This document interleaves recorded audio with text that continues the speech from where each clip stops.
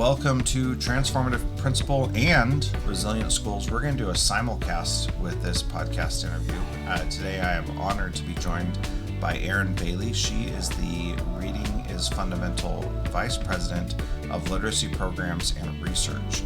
She brings deep curriculum and instructional expertise to her position, which includes serving as a subject matter expert in developing, curating, and managing content and professional learning for educators and families on learning. There's a bunch more stuff about her that I encourage you to go check out on the show notes at either transformativeprincipal.org or resilientschools.com, wherever you're listening to this. And she also was on Transformative Principal in February of 24, where we talked about helping families find joy in reading. And I'm really excited about this continued partnership with RIF and with NAMI and with Macy's. So this is a fun opportunity to focus on Macy's Success One. Is that what it's called? Hold on. I closed the tab and now I can't find it again. There it is. Just a sec. All right. So this is, we're grateful to Macy's for supporting RIF and NAMI in this Mission Everyone, which is a social commitment focused on creating a brighter future. And so now through September 14th, if you go buy something at Macy's and you round up, then a donation will be made to RIF and NAMI to help give literacy and mental health resources to kids all across the country. So we're excited about that. And they've been doing this for 22 years now, partnering with RIF. So anything you want to add there, Erin? We're just grateful for the continued partnership with Macy's. Through all of the work that we've done with Macy's, we've been able to create engaging content, be able to provide turnkey solutions, and impact children's reading in some of the lowest income communities across the country. Yeah, thank you. And we're excited about that. If you want to learn more about that, go to macys.com/purpose. Today, however, we're going to talk about a bunch of things around literacy. If you've been following along, first we did an interview or conversation with Barb Solish and Erin Bailey on their own, and then I interviewed Barb, and now I'm interviewing Erin. Those are all linked in the show notes as well, so you can go check out those other episodes, and they're all out now, so you can go listen to them. And one of the things that we talked about just a little tiny bit before was how important it is for building connections and using reading books to help with that. Erin, do you want to talk a little bit about that, building connections by reading with people?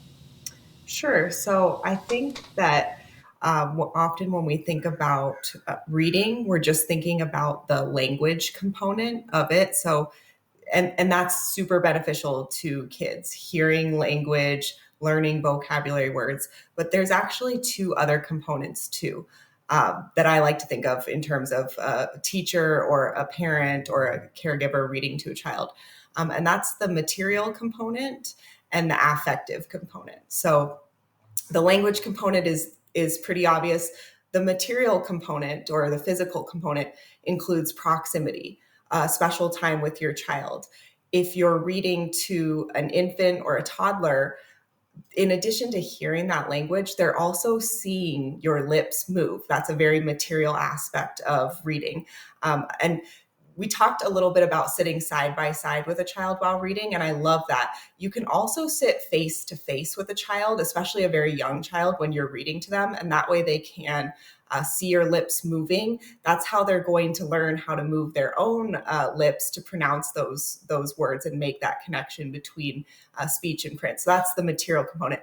And then the other one is the affective component, where we can think of that feel-good component. I shared a little bit in the previous podcast about mothers reading to their newborns in the NICU, and how that was not only beneficial for the infants, but it was beneficial for the mothers. It helped the mothers with their postpartum depression. They had lower rates of postpartum depression after they were reading to their children in the NICU. Additionally, they've done some research on preschool children being read aloud to. And they've found that when young children are listening to books being read aloud to them, they release oxytocin, which is that chemical that makes you feel good and happy. So those are kind of the three main components I think of when I think of reading aloud: is the um, language component, the material component, and the affective component. And that's a very like scientific way to explain that, but there's also this emotional or spiritual connection that you have with someone as you are doing that together, which probably fits into those material and affective components also. But those are things that they're just not they're easy to overlook and not think that that's what we're doing it for. But some of the best experiences that I've had with my kids have been reading books with them and looking back on that time and seeing them understand something for the first time and experiencing it for the first time is always really cool. And sometimes it does get annoying when they're like, read this same page again and again and again. What's your advice there? I love that. And when you were saying that, I thought of a phrase: I do it for the aha moments. I think Mm-hmm. that's what you're describing as those kind of light Yeah. bulb moments when your kids light up. And I used to say that to myself when I was a teacher: I do it for the aha moments. But your question about, uh, can you repeat the question? I'm so Yeah, sorry. no problem. That's okay. No problem.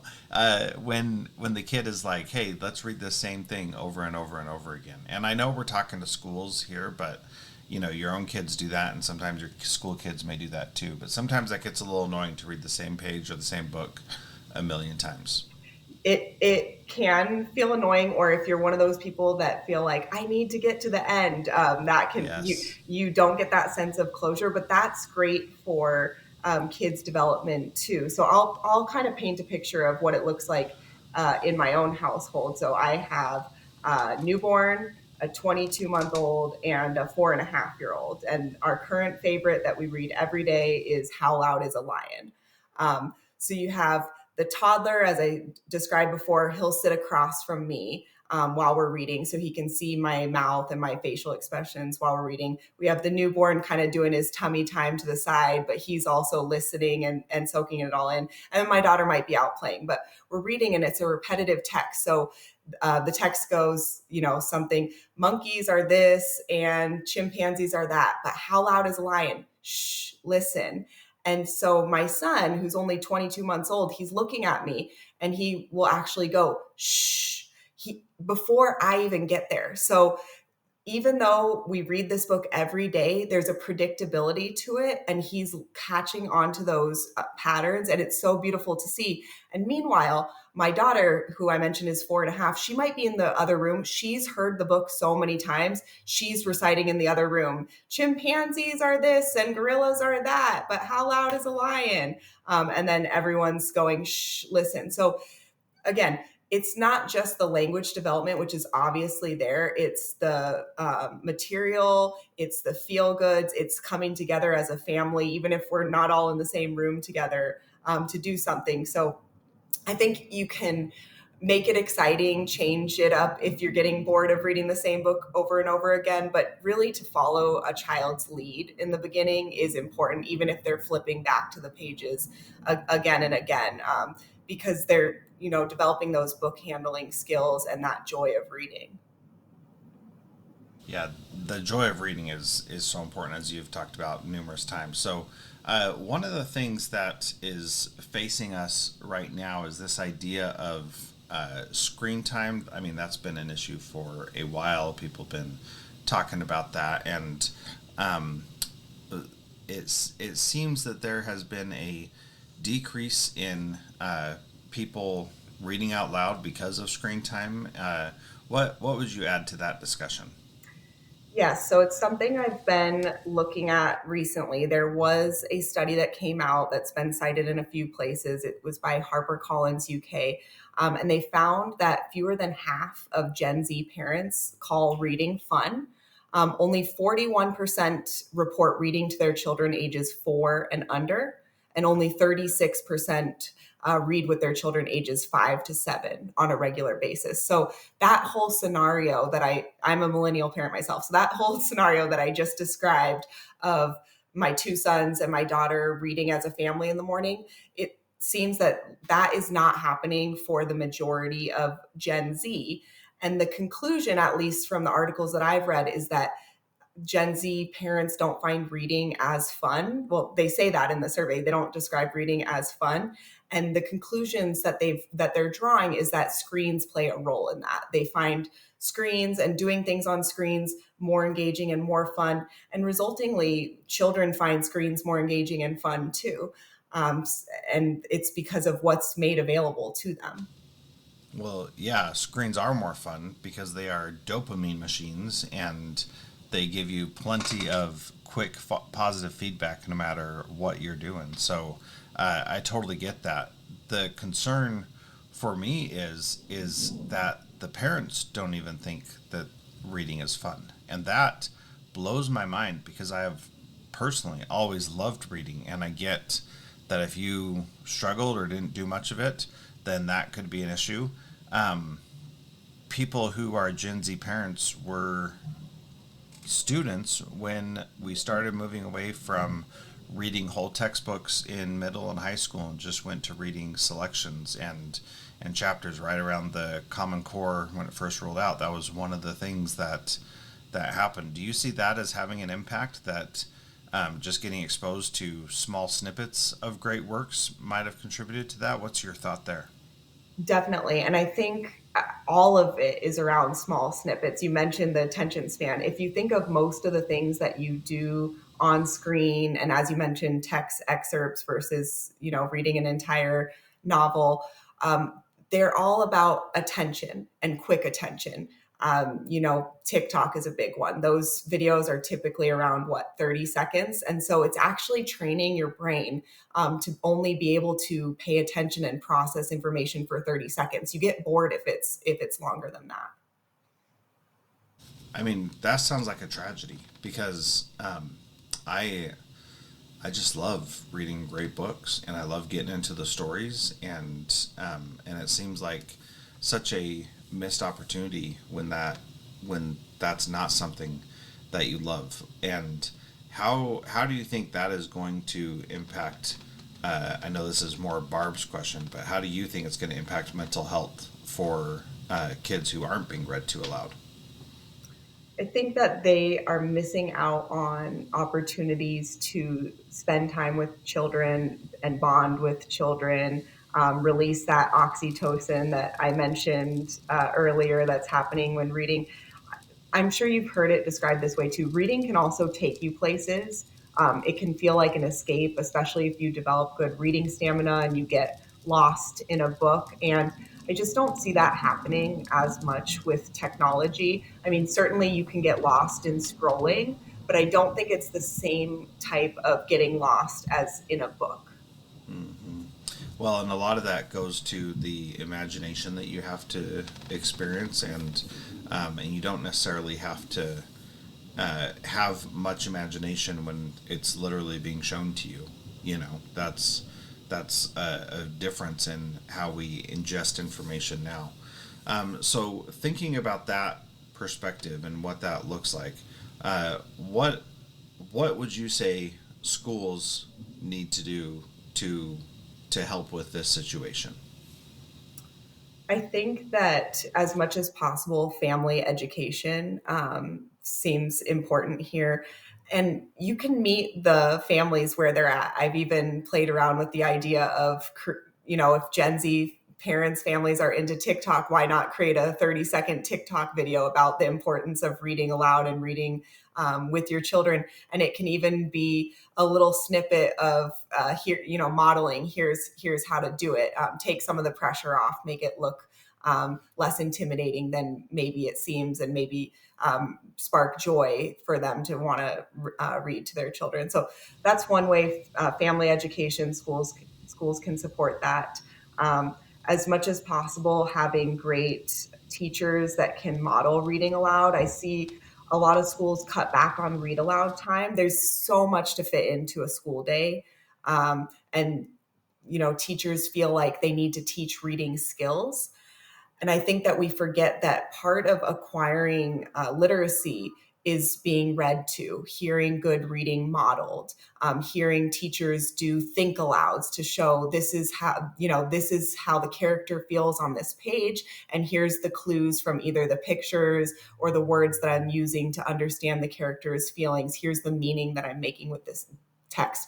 If that's not modeled, and parents and families can do this too. Teachers do it all the time when they're reading aloud. But if that's not explicitly modeled for a child, they're not always going to develop that on their own. And then reading does become just a skill. It's just reading the words off the page, and there's not as much depth and meaning to it. Yeah, and that's so tragic because that's a powerful thing. As an English teacher, uh, did I actually got an audiobook sometimes, and sometimes read it myself, and sometimes did popcorn reading and had the kids read and things like that. And sometimes, we did all kinds of things, but reading aloud was an important part of what I did as a teacher. But then when I became a principal, that was around that Common Core era, and when that first came out, and that was not seen as valuable in the professional development, in the trainings, in the explicit direction from organizations about reading. It was not seen as important, and I missed it on the one hand, and on the other hand, I was like, okay, I can see where we really should be focusing on the skills, and they can do this stuff at home. So I've gone back and forth on this one. I don't know exactly what the perfect balance is, but I think that's something that a teacher in her classroom should have the ability to say, this is what I'm feeling good about and comfortable with. So with that, in this idea that parents are not reading to their kids, what how much of your efforts are going to be expanded to helping parents find the joy in reading again? And because as far as I understand, a lot of your folks has been helping kids find joy in reading, but is this going to expand to more parent outreach and more family education? Absolutely. So currently we have a couple different programs that we have parent guides for. We have Read for Success, which is our read aloud program for kindergarten through third grade. And now we recently launched Read for Success Early Childhood, which is geared towards preschool. So preschool teachers, librarians, and their families. And for each book that we highlight, read aloud book, we have a family guide. The guide will tell you a little bit about the book, the author and the illustrator, and then it will actually give you steps for what to do before, during, and after reading. So something that you can use to spark your child's interest or build prior knowledge before you start reading together, and then a question or two that you can ask them throughout the reading, and then some reflection questions that they can ask at the end of the reading. And then in addition to that, on our guides, we have extension activities, which are related to the book. They're low to no resource activities. All of our guides we design so that they're accessible for families. We write them in a language that's not too jargony like a teacher would use, but something very family friendly. And we also have a lot of our guides translated into different languages. And what I love about the language part is you might be thinking, well, if a family can't read a book written in English at home, their child's not going to benefit as much. But that's actually not true, because a lot of the skills from read alouds actually transfer very well between different languages. And of course, those material and affective components, those are not language dependent. So those always transfer well. But even if you're reading a book in Spanish, if you're engaging in a dialogue with your child, if you're pointing to the words as you read, if you're modeling what you're thinking about, how the characters are acting and feeling in that book, all of these will translate to English. So they're building skills. It might be in another language such as Spanish, but they'll be able to do that in English when they get into the classroom. Yeah. So along those same lines, a lot of our kids are exposed to, and parents certainly are exposed to AI and other technological advancements. And so we live in a very text heavy world, and even though you can talk uh, to the AI and go into voice mode, there's also a lot of vocabulary that is, if you don't know the vocabulary, then it becomes much more difficult to express yourself and get the AI to do what you want it to do. Do you think that it's worse to be illiterate now than it was before because we're in such a text heavy world? And what does that mean for the urgency for teaching literacy? That's a great question. I can honestly see this either way because, on the one hand, you mentioned audiobooks. Um, Audiobooks are very helpful, especially now they have like textbooks and audiobooks for someone who, say, has dyslexia, very smart individual. Maybe they're in a college course and they just can't keep up with the reading, but that allows them to access the materials. Similarly, with like AI prompting, being able to use a voice to text is helpful with writing. And then, of course, you see those kind of like AI predictors or Grammarly or things where, um, it kind of corrects your spelling or corrects your grammar as you go. And hopefully, there's a learned process there where you see it corrected enough times that your brain kind of learns it. And I did this actually when I moved to Hong Kong and I was teaching in Hong Kong. They use British English and British spelling there, and I thought, oh, I'm teaching kindergarten, so I need to learn British spelling. So I actually switched my phone to British English, Mm. and every time, for example, I texted the word color, it would change it to COLOUR, and sure enough, I learned how to spell the word color the British English way just by repetition and seeing it that way.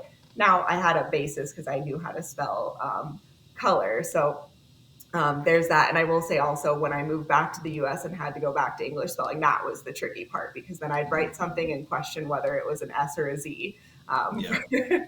for a long time. But so I do think there's benefits there. The pitfall that then, of course, is that it is doing the work for you a lot of the times. And, you know, things like writing essays, I don't know what the future holds for students being able to compose their own essay when they can provide a prompt to an AI and have it spit out an essay for you. You need to have the critical thinking skills to be able to fact check it and make sure that it sounds right. But yeah, I go back and forth with this all the time. I think there are many potentials, but also pitfalls.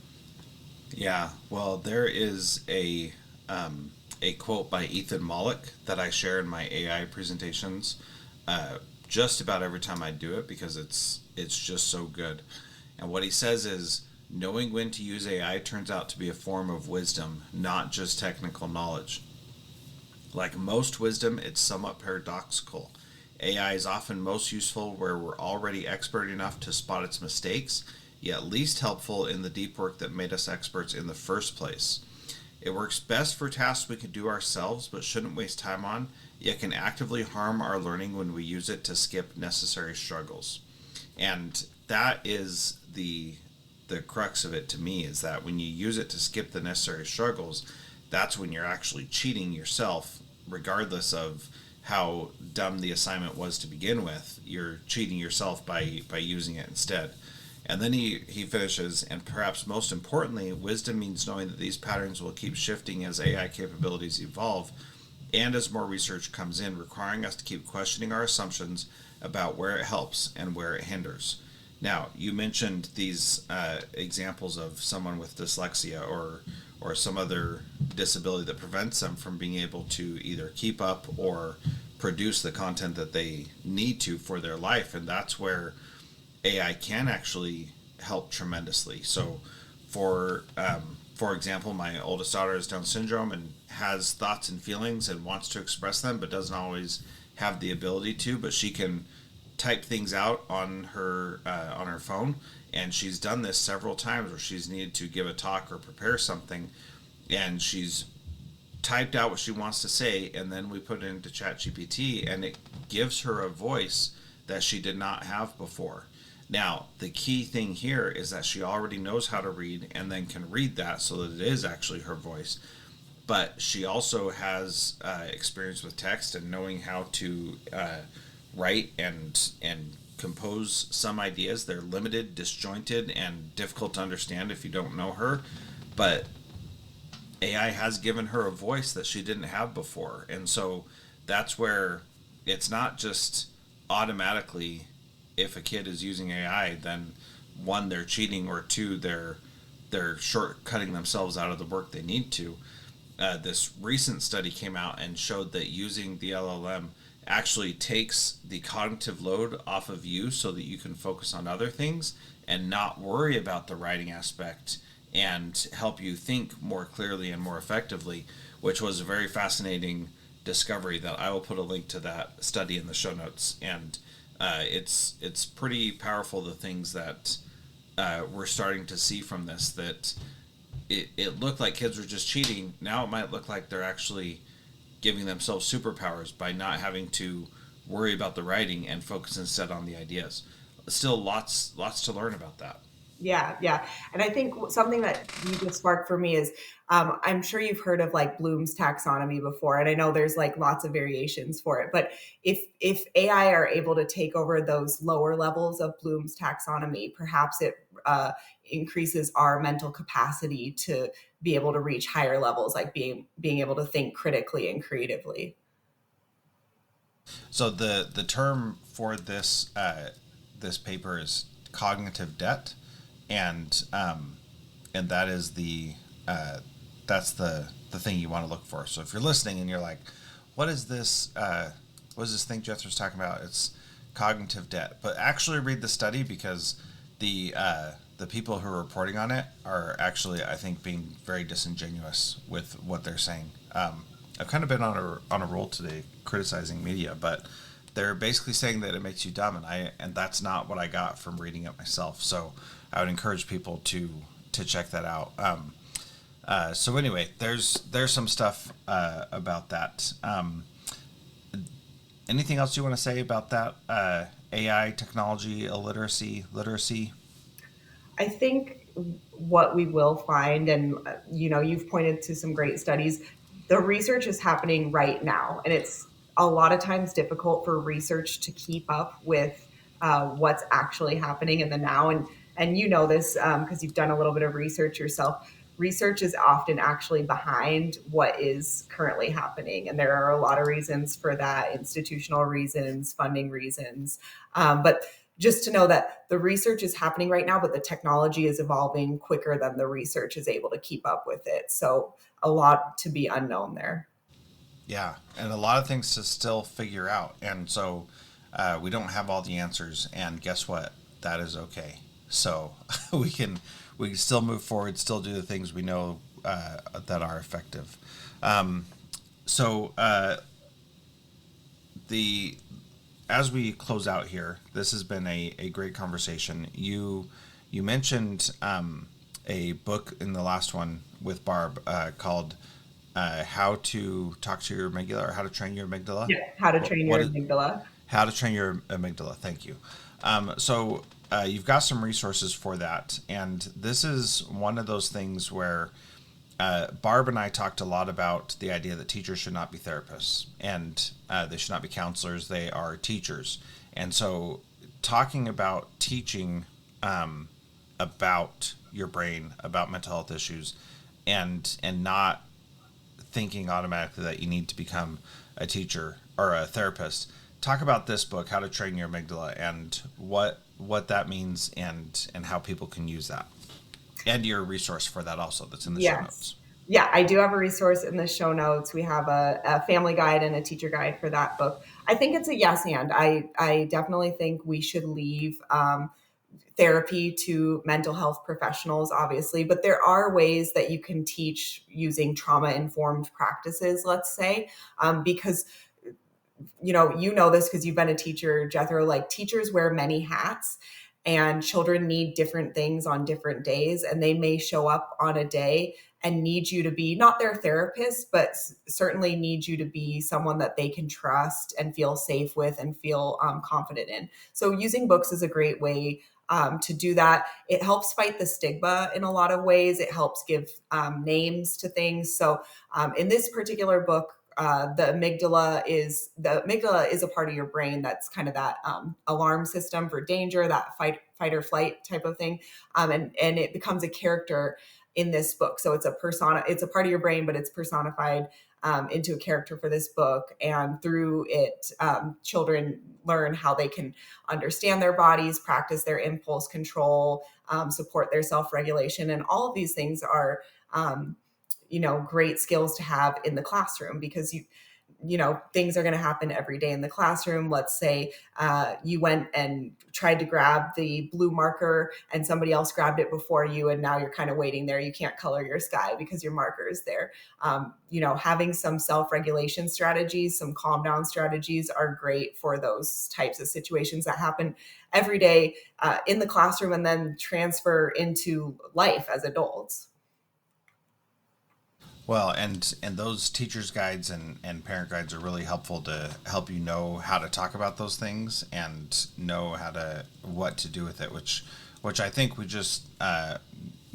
definitely benefit from having other resources to help with that. And we do need to be talking about this. What Barb was saying is that mental health education is health education, and that it needs to be part of that process. And it's okay to talk about it and teach about it, and when you do talk about it, then it makes it easier to talk about later when you are struggling, and that's really the whole point. So I want to thank you again, Erin, for being part of this, and thank Macy's for helping raise money for literacy and mental health support for kids. And once again, you go to Macy's.com/purpose to learn more about that. But if you go shopping at Macy's, make sure you round up. And Erin, thank you so much for being part of Transformative Principal and Resilient Schools today. Thanks, Jethro. Great to be here again.